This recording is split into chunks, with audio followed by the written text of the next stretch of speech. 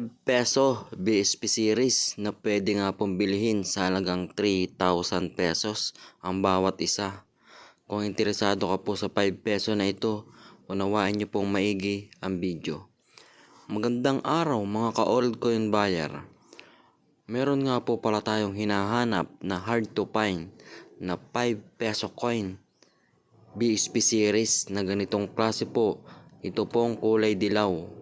At pwede ko nga po itong bilhin sa inyo sa halagang 3,000 pesos ang bawat isa.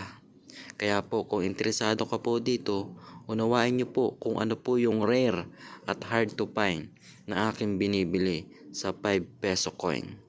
Ito nga pong hawak ko ay isang 5 peso coin year 2005. At meron nga po akong isang taon na hinahanap na rare at pwede ko nga pong bilhin sa halagang 3,000 pesos. Yun po ay yung kasunod na taon nito na year 2006 na brilliant uncirculated condition. Yun po ay pwede kong bilhin sa halagang 3,000 pesos na year 2006. Ito pong taon na itong hawak ko ay sumunod lamang po ito sa taon na aking hinahanap. Medyo marami pa pong nagsisirculate na ganitong mga klaseng 5 peso coin.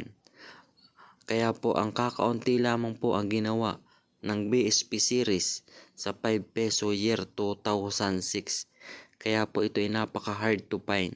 At sa ngayon nga po ay pinagkakaguluhan na ng mga coin collector ang year 2006 sapagkat po yun ay rare at marami pong nagkaka-interes sa taon na ito dahil konti lamang po ang bilang ng mga ganong klaseng 5 peso year 2006. Kaya po kung makakakita po kayo ng mga 5 peso coin year 2006 ay wag po kayong mahihiyang mag-message sa ating FB page Old Coin Buyer at bibiling ko po yan sa inyo sa halagang 3,000 pesos ang bawat isa.